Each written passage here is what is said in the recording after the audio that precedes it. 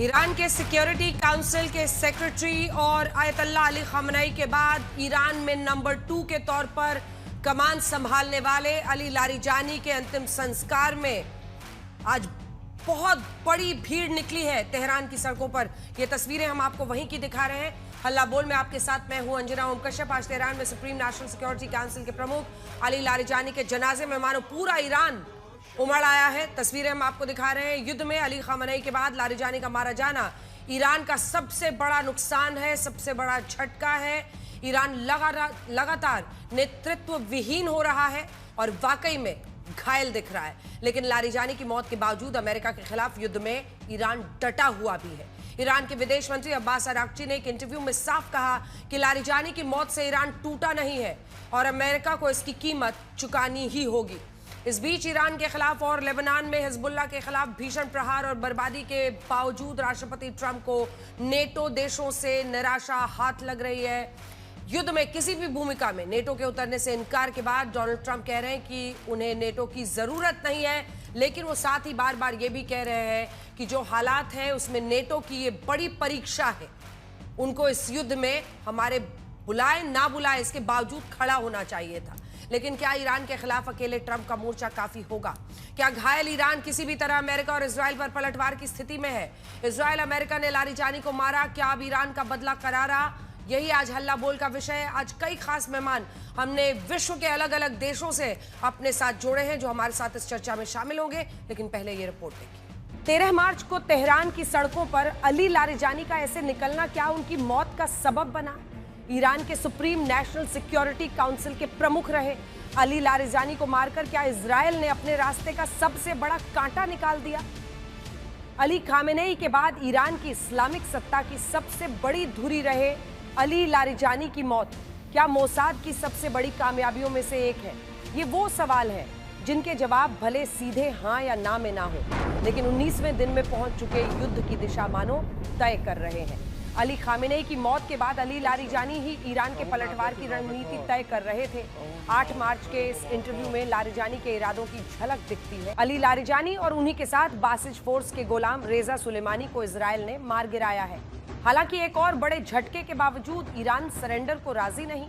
एक इंटरव्यू में ईरान के विदेश मंत्री अब्बास अराघची ने कहा है कि लारिजानी और गुलाम रेजा सुलेमानी की हत्या से ईरान का मजबूत राजनीतिक ढांचा नहीं ढहेगा, अमेरिका को इसकी कीमत चुकानी होगी। लेकिन सच्चाई यही है कि इजराइल ने युद्ध शुरू होने के बाद चुन चुन कर ईरान की सत्ता और सुरक्षा के चेहरों को ढेर किया है। 13 मार्च को ही अल-कुद्स डे पर अली लारिजानी के प्रोटेस्ट मार्च की तस्वीर इजराइल के प्रधानमंत्री बेंजामिन नेतन्याहू के प्रवक्ता रहे डेविड कीज ने एक्स पर पोस्ट करते हुए लिखा था, अब लारिजानी की बारी है, मुझे कैसे पता, क्योंकि लाल घेरे में दिख रहा हाबा बटोर हमारा सबसे बड़ा एजेंट है। आज तक से बातचीत में भारत में इजराइल के राजदूत का भी दावा है कि इजराइल को ईरान के भीतर से मदद मिल रही है। Mossad and the intelligence that mechanisms that Israel follows is revered by the world over. Even your enemies talk about it. How did they go about killing Ayatollah Ali Khamenei and the rest in one day at one place? Are you in a position to tell us? Well, I think that we couldn't have done this whether we didn't have support from within. As time passes by, more and more Iranians are cooperating with us. Without this cooperation, we couldn't have done this. So people have to understand. There were Iranians who helped you in this. Of course. Of course. And the number is only widening. 19 दिनों के युद्ध में Israel ने न सिर्फ Iran की Islamic leadership को खत्म करने की कोशिश की है, बल्कि लेबनान में हिजबुल्लाह के खिलाफ उसकी कार्रवाई किस तरह चल रही है उसकी बानगी इस 22 मंजिला इमारत का ढह जाना है। वैसे ईरान का पलटवार भी बेहद मजबूत रहा है। इजराइल के अलावा खाड़ी के मुस्लिम देशों तक ईरान का अटैक और हॉर्मुज के जरिए ऊर्जा संकट खड़ा करने की ईरानी रणनीति के बीच ट्रंप को नाटो का असहयोग जारी है। नाटो को लेकर ट्रंप के बयानों में निराशा साफ झलकती है, जबकि नाटो के देश साफ कह रहे हैं कि ये हमारा युद्ध नहीं। NATO's making a very foolish mistake, and I've long said that, I wonder whether or not NATO would ever be there for us. So this was a great test because we don't need them, but they should have been there. शांति, संवाद, कूटनीति अभी पश्चिम Asia के मसले में गायब है। सिर्फ भारत जैसे कुछ देश कूटनीति के रास्ते पर है। यूएई से तेल भराकर जग लाडकी टैंकर आज भारत पहुंचा है। आज तक ब्यूरो।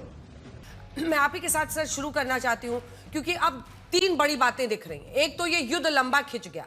अब लारीजानी को हमने मार दिया, सोमेनी को हमने मार दिया, ये बखान कर करके अपनी पीठ इस वक्त इजराइल और अमेरिका थपथपा रहे हैं। लेकिन सच्चाई ये है कि ये ईरान के लिए उकसावे की ही तरह है, क्योंकि वो भी अब मतलब अब किससे अब बातचीत किससे करेंगे?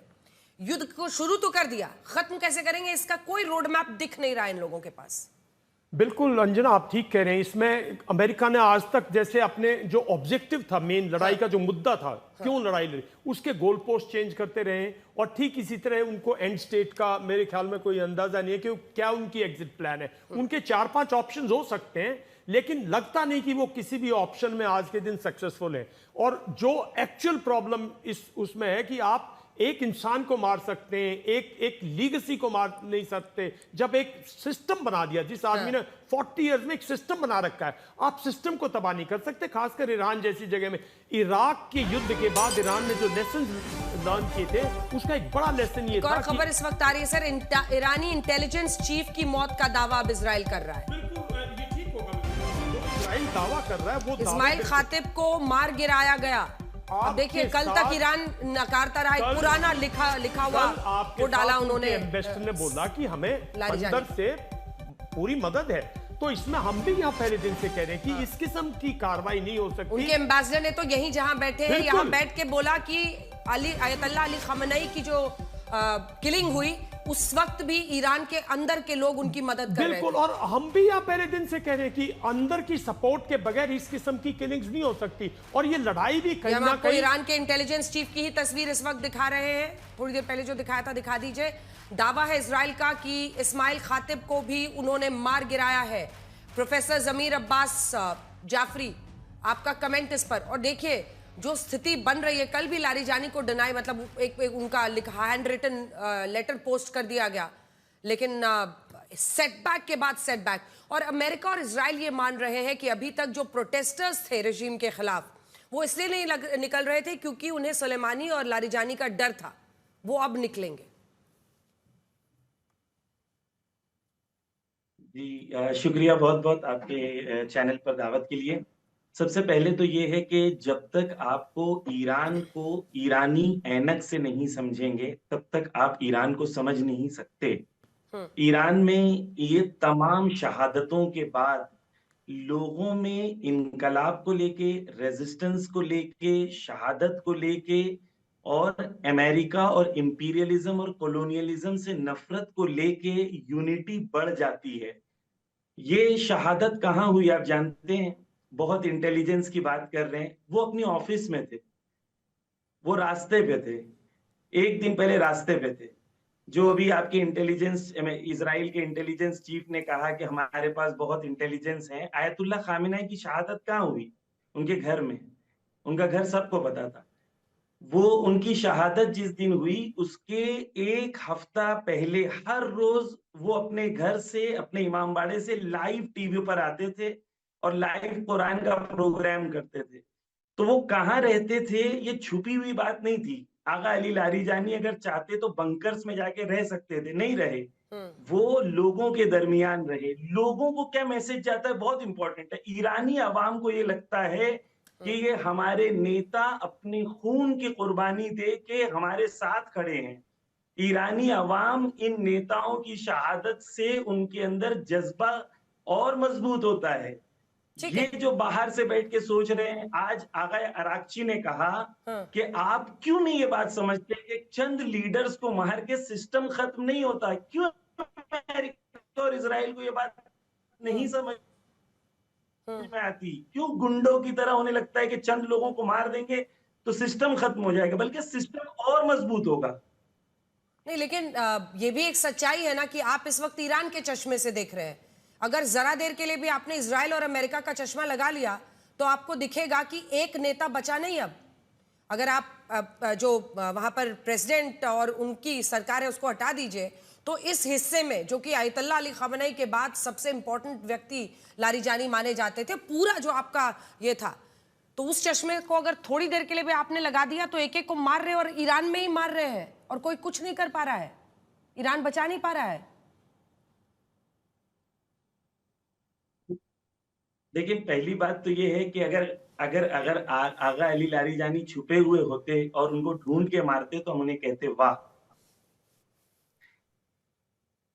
नेट रिजल्ट मैटर करता है। लॉर्ड रैमी रेंजर, क्या आप उनकी बात से सहमत हैं?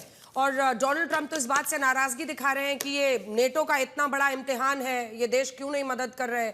स्ट्रेट ऑफ हॉर्मुज में भी उन्होंने तमाम देशों से मदद मांगी और यूरोपीय देश इनकार कर रहे हैं। लॉर्ड साहब, this war has brought home एक मैसेज आ गया है कि आदमी अकेला कुछ नहीं कर सकता, कि जो प्रेसिडेंट ट्रंप ने किया है उसने अकेले फैसला लिया without the United Nations agreement और allies are very very important. अकेला आदमी कोई काम करे तो ही has annoyed all the allies by taking unilateral action.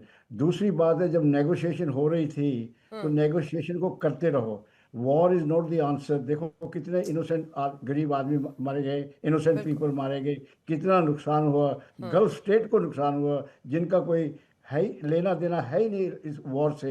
उनकी इकोनॉमी पे कितना हुआ, हमारी इकोनॉमी पे कितना असर हुआ, जो गरीब लोग हैं कंट्री के ऊपर कितना असर पड़ेगा।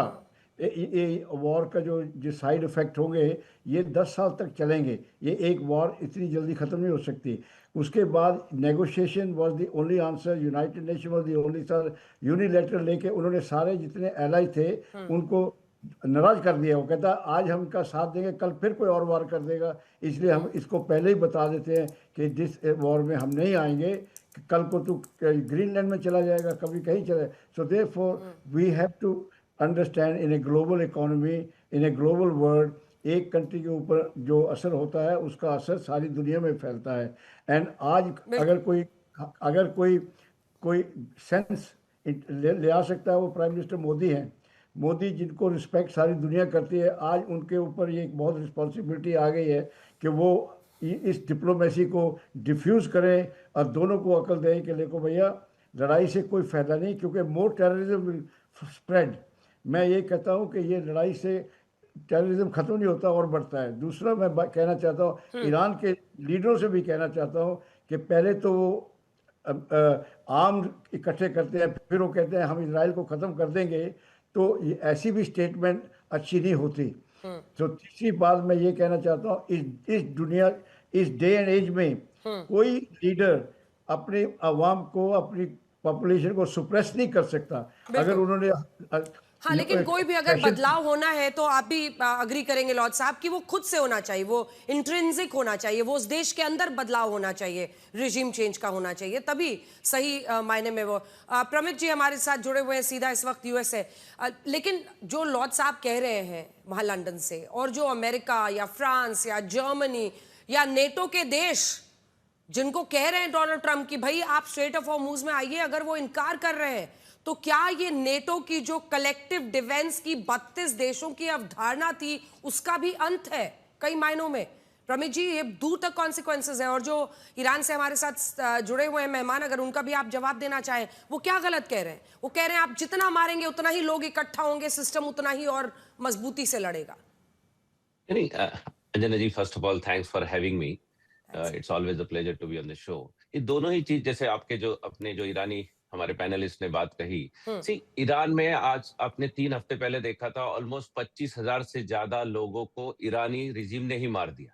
There is a Islamic jihadi extremist regime who was ruling there. A great civilizational country was ruled for last 40 years. बड़ी गलत तरीके से रूल हो रहा था।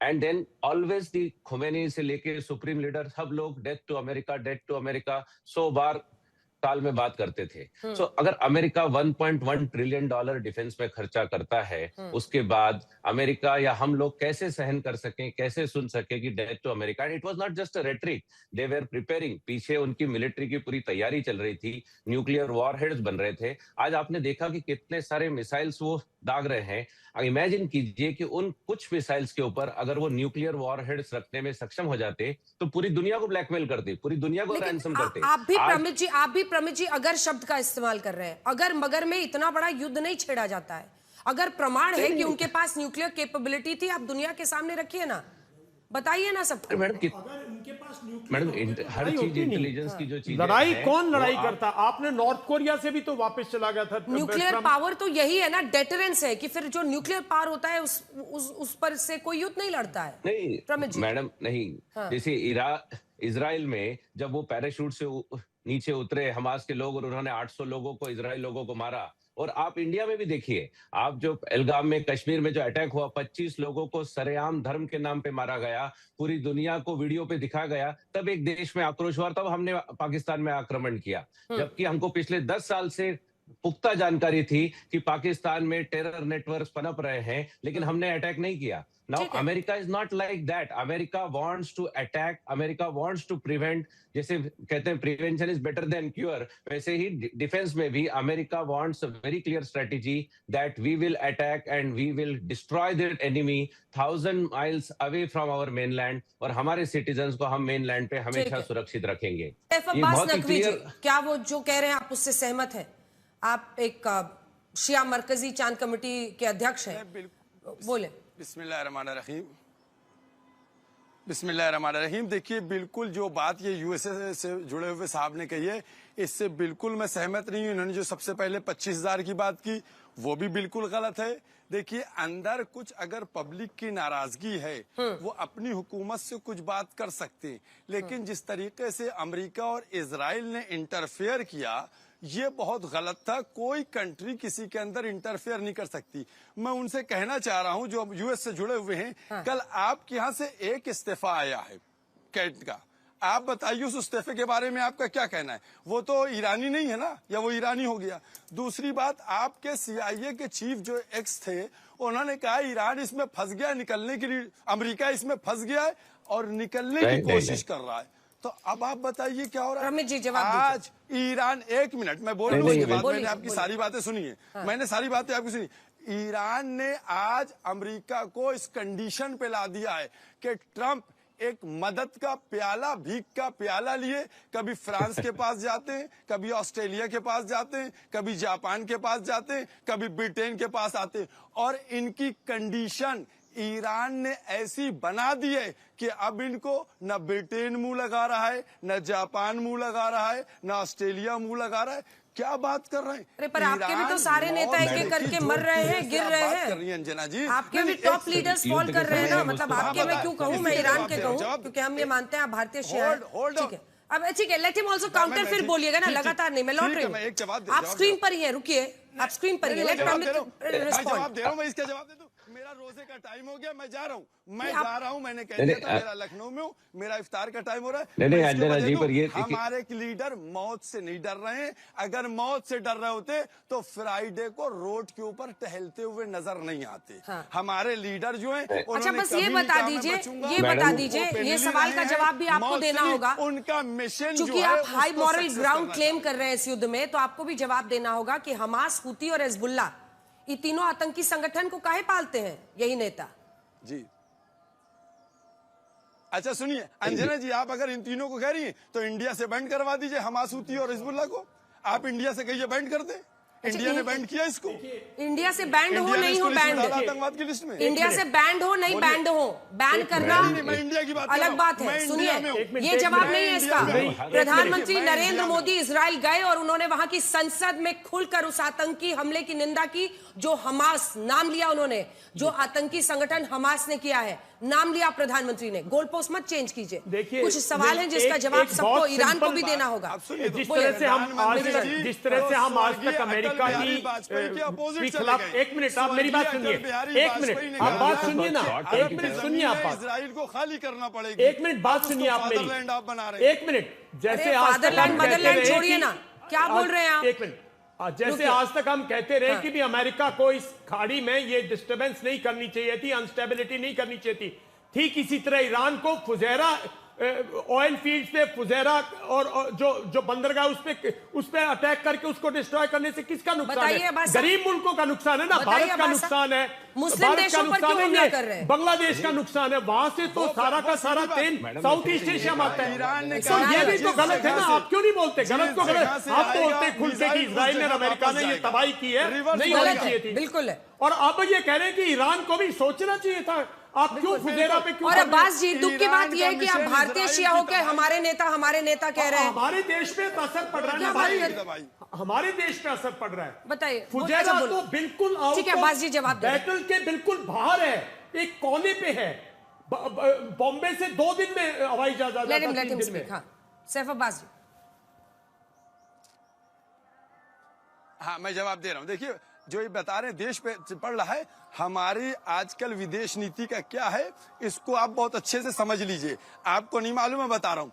आज हमारे देश की विदेश नीति इस कंडीशन में आ गई है, हम किसके साथ हैं, हम किसके पाले में हैं, हम किसकी बात कर रहे हैं। हमारा सबसे अच्छा देश रूस। आप भारत की विदेश नीति जिस दिन बनने की स्थिति में पहुंचेंगे ना, विदेश नीति तय कीजिएगा, ठीक है? आज आप ईरान के पाले में दिख रहे हैं, ईरान के नेताओं को अपना नेता बता रहे हैं, भारत की निंदा कर रहे हैं, भारत की विदेश नीति की निंदा कर रहे हैं। आप बिल्कुल आप कह रहे हैं, आपने कुछ देर पहले कहा, आवाज नीचे कीजिए इनकी, आपने कुछ देर पहले कहा कि हमारे नेता डरते तो वो सड़कों पर नहीं निकलते, जब मैंने लारीजानी की हत्या का जिक्र किया। और आप इंडिया को लेकर विदेश नीति की आलोचना कर रहे हैं। थोड़ा सा तो देखिए कि किस मिट्टी की खा रहे हैं आप। ऐसा कैसे हो सकता है? किसी का दिल ऐसा कैसे हो सकता है भाई? आइए अब टॉपिक पे आइए। सवाल है कि अगर अमेरिका और इजराइल, हम लोगों भारत का भी यही स्टैंड है कि कोई भी किसी की सॉवरेनिटी पर अटैक ना करे, लेकिन दोनों देशों से संबंध रखना जरूरी है। स्ट्रेटेजिक पार्टनर है डिफेंस में इजराइल, और ईरान भी हमारा पार्टनर है। अब्बास अरागची से लेकर राष्ट्रपति पेजेश्कियान से पीएम बात कर रहे हैं। तो आप भारत की विदेश नीति की आलोचना करने की जगह ना जरा ईरान पर सोचिए, अगर ईरान को अपना देश मान रहे हैं तो। बात की है पेजेश्कियान से कितने दिन बाद बात की है, और नेतन्याहू से कब बात की थी? बताइए मुझे बताइए। आप विदेश नीति की आप हमको बात बता रही हैं। बिल्कुल बता रहे हैं, सही बता रहे हैं। भारत तय करेगा। नेतन्याहू से बात की थी। अभी तक शिया मरकजी भारत की विदेश नीति नहीं तय कर रहा है। हाँ, भारत अपने हित देखेगा। मेरे रोजे का टाइम हो गया, मैं माजरत चाहता हूँ। मैंने पहले कह दिया था कि मैं 15 मिनट के लिए हूँ, अवेलेबल हूँ। मैं लखनऊ में। ओके, शुक्रिया। और युद्ध के बाद देखिए अभी तक जो चर्चा हुई है, चलिए ठीक है, अब उनको लगता है जाने का टाइम हो गया है। प्रमित जी, जल्दी से आपका रिस्पांस इस पर अमेरिका को लेकर। देखिए, अमेरिका ने इस युद्ध में सिर्फ ईरान को नहीं, विश्व के कई देशों को झोंका है। मिडिल ईस्ट के देशों पर ईरान हमले कर रहा है। वो मिडिल ईस्ट वाले देश भी वापस अटैक नहीं कर रहे हैं, क्योंकि उनको भी पता है कि, लेकिन अमेरिका क्यों नहीं? क्या ये सेंचुरी वॉर की सेंचुरी है? आप 8 युद्ध रुकवाने का दावा करें और फिर 9वां युद्ध खुद ही छेड़ दें, और फिर कहीं की तेल की कीमतें बढ़ती हैं तो बड़े मैं क्या करूं, मुझे तो ईरान का वो करना है। क्या है मतलब? There are short-term pains for long-term gains. पूरी दुनिया को इस तरह के मैडम, पूरी दुनिया आज 25 साल, आज just fast forward from 25 years from now, 25 साल बाद अगर आप सोचिए कि ईरान जैसे मुल्क के पास न्यूक्लियर पावर आ जाती, इंडिया उसका अगेंस्ट में है, नेटो। मैं आपकी बात पर प्रमित जी बिलीव कर लेती हूँ। एक नॉर्थ कोरिया के पास। प्रमित जी मैं आपकी बात पर भरोसा कर लेती हूँ। नहीं, भरोसा कैसे पाकिस्तान के पास रही, उसको क्यों नहीं ऑब्जेक्ट करते? हाँ। एक टेररिस्ट स्टेट, एक अनस्टेबल स्टेट, एक पॉलिटिकली बिल्कुल बैंकरप्ट स्टेट, एक स्टेट जो बिल्कुल उनकी ISI और उनकी फौज चलाती है, उसके पास दुनिया भर के न्यूक्लियर है। उसका अमेरिका ने कभी विरोध नहीं किया, उसको अमेरिका ने कभी बंधन नहीं बांधे। कैसी बात करते हो? ये एक बहाना है, बहाने के भी कुछ लिमिट होती है। देखिए, ऐसी चीजें दुनिया को, उस दुनिया को बताओ जो ये विश्वास करती है। मैं ये कहता हूं, आप लोग पाकिस्तान को क्यों नहीं करते भाई? नकेल डालो ना पाकिस्तान को। आपने स्पॉन्सर किया। जब पाकिस्तान बना रहा था, अमेरिका को पता था स्वीडन से क्या आ रहा है, फ्रांस से क्या आ रहा है, क्यों नहीं रोका? इस बार अमेरिकन सरकार और हमारे प्रेसिडेंट ने बहुत क्लियर कर दिया है कि this time it is going to be America first, America's interest will be taken care first, and पूरी दुनिया में मॉरल पुलिसिंग का अमेरिका का इस बार कोई उद्देश्य नहीं है। अमेरिका यूनाइटेड नेशन को सबसे ज्यादा फंड करता था, और यूनाइटेड नेशन चाइना का पपेट बन के अमेरिका के अगेंस्ट में बात करता था। प्रधानमंत्री मोदी ने कुवैत के क्राउन प्रिंस से बात की है। प्रधानमंत्री ने शेख सबा अल खालिद से बात की है, और प्रधानमंत्री नरेंद्र मोदी लगातार जो खाड़ी देश है उनके साथ संपर्क में है। पश्चिम एशिया के हालात पर चिंता जताई प्रधानमंत्री ने, और देखिए, इन तमाम देशों में भारी तादाद में भारतीय रहते हैं, उन सबकी सुरक्षित वापसी, और इसी के साथ उन्होंने ईद की शुभकामनाएं भी कुवैत के प्रिंस को दी हैं। देखिए प्रमित जी, एक सिंपल सवाल पूछ रहे हैं, हम आपकी भी बात समझते हैं। अमेरिका में आप इतने सालों से, हमने देखा ईरान में जो जाकर बसे वो ईरानी ही हो गए हैं। यहाँ इंडिया में रहते हुए जो शिया मरकजी के जुड़े वो अपने नेता उनको बता रहे हैं और यहाँ के नेताओं के खिलाफ आग उगल रहे हैं। आपकी भी अपनी मजबूरियां, आप अमेरिका में रहते हैं। बट प्रमित जी, मैडम, मजबूरी सुनिए ना, दुनिया के लिए एक बहुत अच्छी बात है। अगर इफ द लार्जेस्ट, मैं आपकी बात मान लेती, अगर आप आज मुझे दिखा दीजिए कि इराक में weapon of mass destruction America को मिल गया, हम इस बहस में आगे नहीं बढ़ेंगे, हम इस बहस को यहीं पर अंत कर देंगे। मैं ब्रेक पर चली जाऊंगी। आप दिखा दीजिए कि इराक में वेपन ऑफ मास डिस्ट्रक्शन मिला। अंजना जी, 11,000 किलोमीटर दूर है अमेरिका, 11,000 किलोमीटर ईरान से दूर है। ईरान के पास ऐसी कोई मिसाइल नहीं है जो 3,000 किलोमीटर से दूर चली जाए। तो किस बात का खतरा है अमेरिका को, ये बताओ ना। देखिए दयाल साहब, क्लियर बात है, हम तो बोल ही नहीं रहे ना कि हम मॉरल पुलिसिंग कर रहे हैं। हम कह रहे हैं हम अमेरिका का इंटरेस्ट पहले देख रहे हैं।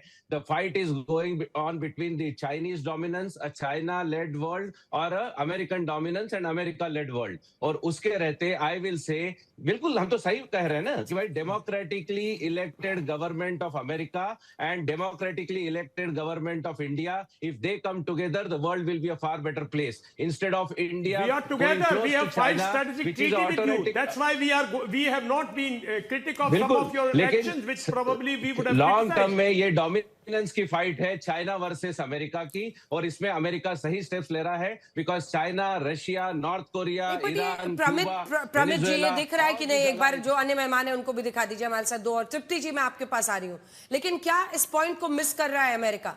ये तस्वीरें दिखाइए आज लारिजानी के अंतिम संस्कार में। देखिए जो लोग, देखिए ऐसे वक्त पर इमोशनली लोग बहुत चार्ज होते हैं, और एक वक्त पर जो लोग खिलाफ में भी थे, विद्रोह हुआ था ना, इन्हीं सड़कों पर हुआ था मौजूदा रिजीम के खिलाफ। आयतुल्लाह अली खamenei का तो ऐसा कुछ जनाजा भी नहीं वहां निकला है। अभी लारिजानी के जनाजे में देखिए आप, ये तो उल्टा पड़ता है ना इसका असर, ये भी तो कंसिडर करना होगा। तृप्ति जी। नमस्ते। युद्ध, war is not an answer to anything. अगर आप सोचते हैं कि क्या सही है क्या गलत है, किसने किसको अटैक किया, कैसे हम डिफेंड करेंगे, तो सबसे पहली बात तो ये है कि हमारे धर्म में बताते हैं कि भाई आप संधि से, सुलह से बात कीजिए। अगर ये नहीं हो सकता है, आप डिफेंड कीजिए। वायोलेशन और violent acts are not permitted or even allowed for that. But what is happening now at the moment, the effect on the Hindi में बोलना होगा diaspora- madam. Tripti ji, if you can speak in Hindi please, Hindi में बोलना होगा। Sorry Anna ji, sorry Anna ji. जो भारतीय diaspora है यहाँ, और हम लोग तो कितने सालों से रह रहे हैं, और एक जुट ऐसा भी आया है जो पिछले 10-12 सालों में आया है यहाँ। तो उसकी इफेक्ट क्या है हमारे लोगों पे? तो मैं आपको बताऊं कि जब ये युद्ध शुरू हुआ तो कितने सारे लोग फंस गए। वो लोग दुबई में है, वो लोग भारत में है, वो लोग कहीं भी है, और घर वापस नहीं आ सकते, जो एजेड पॉपुलेशन है। तो बहुत ही प्रॉब्लम हो गया उसका। फिर प्रॉब्लम क्या हुआ कि लोग जो बच्चे जो हॉलीडेज में गए थे, जो यहाँ पढ़ते हैं, उनके लिए भी बहुत प्रॉब्लम है। और जो गरीब प्रजा है, जैसे लॉर्ड रामी रेंजर ने बोला आगे से, तो ये युद्ध का इफेक्ट है जो लोग नहीं समझते हैं। वो खाने पीने की चीजों में जो हाँ दिक्कतें लोगों को आएगी वो होगा। और देखिए तबाही अलग, बेरूट की जो तस्वीर है वो उस पूरे इमारत के ढहने की, एक बार वो वीडियो दिखाइए। प्रोफेसर दाऊदी, अब मैं आपके पास आना चाहती हूँ। अब सवाल ये है कि लोगों में ये चर्चा भी है कि इतने हमले अलग अलग जगहों पर, औसतन 1 घंटे में इतने हमले ईरान कर रहा है मुस्लिम देशों पर, जो खाड़ी देश है उन पर। क्या स्ट्रैटेजी है इन देशों की कि वो वापस काउंटर अटैक नहीं कर रहे हैं ईरान पर? क्या सोच है उनकी? ये देखिए, ये बेरूत की हम आपको तस्वीर दिखा रहे हैं इस वीडियो। एक और क्लोज वीडियो है इसका, वो दिखाइएगा। बोलिए मिस्टर दाऊदी।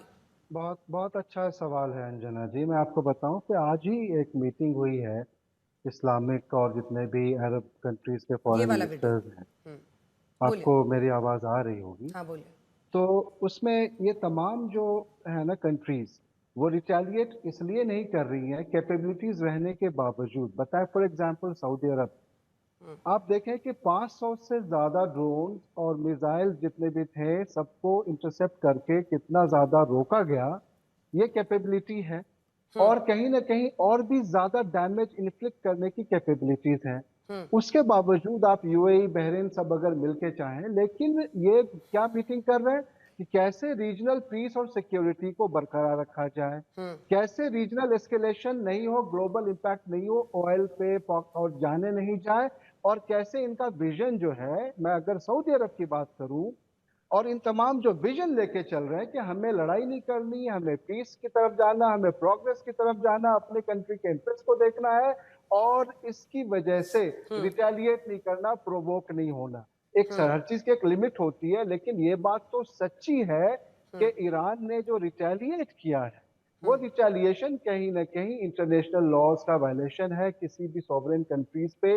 आप पहले तो कह रहे हो कि कैसे भी आप जो है अमेरिकन बेसिस पे कर रहे हो, फिर आप कह रहे हो कि जितनी भी कोलेटरल डैमेजेस हुई हैं, जो सिविलियंस के इस पे एयरपोर्ट्स पे दूसरी जगहों पे अटैक्स हुई हैं, ये बहुत ही ज्यादा कंडेम करने वाली बात है। इसके बावजूद भी ये पूरा इलाका चाहता है कि किसी भी तरीके से शांति बरकरार रहे।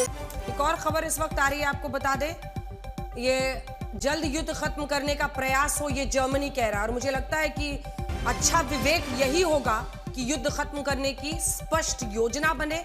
जो इस वक्त सार्थक सोचने वाले देश हैं वो एक साथ आए, और जर्मनी खास तौर पर, जर्मनी को अगर आप देखिए तो सरकार के प्रवक्ता का ये बयान आया है, जर्मनी इस पूरे विवाद में ये चाह रहा है कि युद्ध खत्म होना चाहिए। अब देखिए अलग अलग जगहों पर जो इसका असर हो रहा है, जैसे हमने आपको बेरूत का भी दिखाया कि क्या हाल हो रहा है लेबनान में। ये देखिए, ये वाला वीडियो है बेरूत का, ये करीब से बिल्कुल इमारत को देखिए, पूरी इमारत है और पूरा एकदम तहस नहस। ऐसे ही अब आप देखिए उधर लारीजानी की जो अंतिम संस्कार जनाजा निकल रहा है, उसमें आप देखिए किस तरह का हुजूम वहां पर दिख रहा है।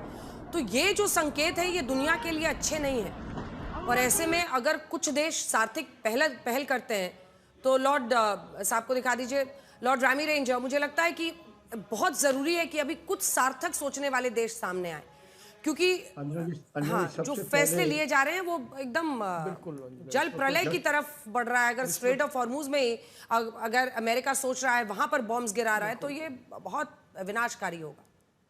अंजना जी, सबसे पहले ईरान को चाहिए था दरवाजे खोल के उनको को कम देखो, हमारे पास कोई मास डिस्ट्रक्शन के वेपन नहीं है। जब ईरान ने ना किया तो शक और बढ़ता रहा। दूसरा, in this 21st century Iran के लीडरों को चाहिए by oppressing their citizen, by suppressing them, कि वो कपड़ा नहीं पा सकते, सिर ढकना है, रिलीजन के साथ कंट्रोल करना। ये बहुत बुरी बात है कि पीपल आज टेलीविजन पे देखते हैं, इंटरनेट पे देखते हैं दुनिया कहाँ जा रही है। इन्होंने उनको रोक के रखा 40-48 साल से, उन लोगों को कोई फ्रीडम नहीं दी। तो naturally people are fed up with this mullahs who control the awam educated people who want to progress like the rest of the world. So ये बहुत गलत बातें की है ईरान ने। फिर थ्रेटन किया इजराइल को, बार बार थ्रेटन किया, हम तुम्हें we will destroy you, face of the earth उड़ा देंगे, ये करेंगे। ऐसी बातें नहीं करनी चाहिए ए रिस्पॉन्सिबल लीडरों को। वी शुड पीसफुली को एग्जिस्ट। अगर किसी को आपके ऊपर शक है, उसका शक दूर करो। शक दूर नहीं किया तो उसका आप कॉन्सिक्वेंस देखो। ईरान तो आज 50 साल पीछे चला गया। अमेरिका का क्या गया? अमेरिका तो 5000 मील से दूर है।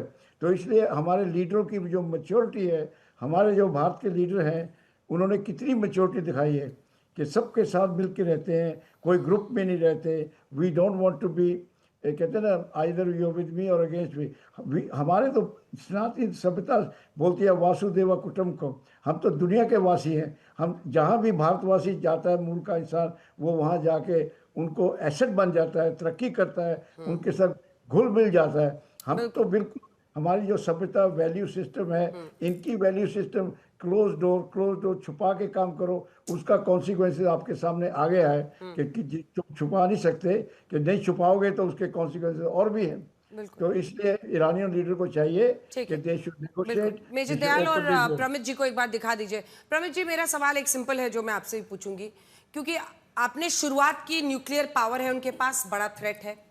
फिर आपने आगे बताया कि वहां पर जिस तरह से वो आम लोगों को कुचल रहे थे या वो कर रहे थे। देखिए, एंड गोल क्या है एक बार बता दीजिए। क्या अब डीकैपिटेशन पे काम करते करते तो आपने सबको मार ही दिया वहां जो टॉप लीडरशिप थी? क्या आपको लगता है कि देखिए, 2 एंटी हफ्ते अमेरिकन, में- एंटी 2 इजरायली हफ्ते में- फीलिंग आप ईरान से हटा देंगे? ये तो दो कभी हफ्ते- होगा ही नहीं।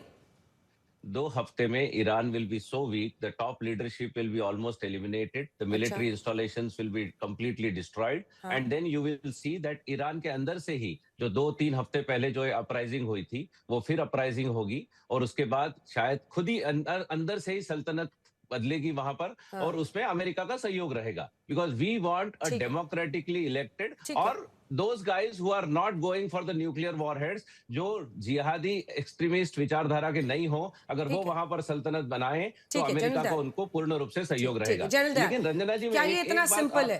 एक सेकंड प्रमित जी, आ रही हूं, you're on screen, just wait, hold your thoughts। क्या ये पॉसिबल है? वो कह रहे हैं कि अब सारे ये जो टॉप लीडरशिप थी, और ये भी एक सच्चाई है कि विद्रोह तो हुआ था रिजीम के खिलाफ, उसको दबाया भी था, बिल्कुल दबाया, गोलियां मारी थी लोगों को, वो भी हमने दिखाया था ईरान में। और अब ऐसे में क्या लोग जो चाहते हैं वहां की जो एकदम मतलब जो कट्टर इस्लाम थोपा जा रहा है उन पर, उससे निकलना चाह रहे हैं, उनके लिए एक मौका है, वो निकल सकता है? देखिए, वो मेजॉरिटी में थे शायद, और अब वो माइनॉरिटी में आ गए। लड़ाई जो है देश के डिफरेंसेस कम करती है। लीडरशिप जरूर मार दी है, लेकिन लोगों का भी तो नुकसान है ना, रिलेटिव्स भी हैं, और मेरे बहुत दोस्त हैं जो वहां पे इस किस्म के मतलब इसके खिलाफ हैं कि भाई ये जो कर रहे थे अयतुल्लाह ख़ामेनी, जो हार्ड, बिकॉज उनका बिजनेस कम्युनिटी है वो, ईरान बहुत ट्रेडिंग वर्ल्ड है, तो उनको था, लेकिन वो हार्डलाइनर हो जाएंगे स्लोली। एक मैं अंजना कहूंगा, देखिए अगर पीस आई तो पीस के लिए Germany, Bharat, Japan, South Africa, Brazil, इन कंट्रीज को और साथ में लेना पड़ेगा आपको सऊदी अरेबिया को। जब ये कंट्रीज मिलके अमेरिका पे एक वो करेंगे और कहीं ना कहीं पीस सॉल्यूशन निकालेंगे, और रशिया जो है ईरान पे प्रेशराइज करेगा कि प्रेसिडेंट जो है उनका काफी मॉडरेट है, तभी एक तरीका निकल सकता है। राष्ट्रपति पेजेश्कियान ने तो यहां तक कह दिया था कि मुझे अफसोस है कि मैं मुस्लिम देशों पर हमले कर रहा हूं, बिल्कुल, हम अब नहीं करेंगे, लेकिन वो लारीजानी हार्डलाइनर थे ना, क्या उसके बाद वो सॉफ्ट होगा? नहीं, वो ये देखिए, ये कुछ और हार्डलाइनर बचे हैं जिनका जो सॉफ्ट जो लिबरल लीडरशिप है वो अभी भी उनके खौफ में है, वरना अब तक ये सब हो जाता। देखिए अंजना, ये लंबे दौर तक खिंचेगी, कम से कम 3-4 वीक तो और अनस्टेबिलिटी रहेगी लंबे दौर तक, पर लड़ाई जो है इतनी जल्दी नहीं खत्म होने वाली। मुझे लगता है कि ये लड़ाई 2-3 हफ्ते और नुकसान होएगा। दोनों साइड बहुत अमेरिका में इस वक्त क्या सोच है लोगों की? क्या, क्योंकि जो खबरें आ रही है, लोग वहां नहीं चाहते कि युद्ध लंबा खींचे। नहीं, बिल्कुल नहीं चाहते। देखिए, यहाँ पर गैस प्राइसेस, जो पेट्रोल प्राइसेस इंडिया में कहते हैं, यहाँ गैस प्राइसेस होती है, तो गैस प्राइसेस या पेट्रोल प्राइसेस यहाँ भी बढ़ने लगी है, इन्फ्लेशन यहाँ बढ़ने लगा है।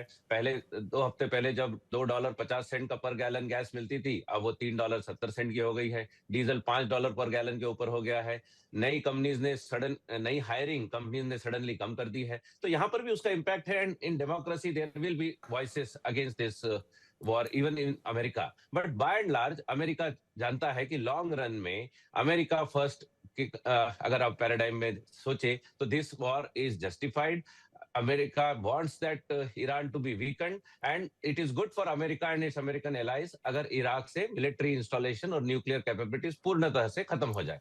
पर मैडम, मैं आपसे एक what is the consensus in America? अब ये बताइए प्रमित जी, आप बोलिएगा अपनी बात, मैं आपको बार बार टोक रही हूँ, आई एम सॉरी, बट बहुत सारा इन्फॉर्मेशन अमेरिका से, और प्रमित वहां बहुत कनेक्टेड भी है, तो इसलिए मुझे चाहिए। प्रमित जी, वहां कंसेंसस बना है कि नहीं?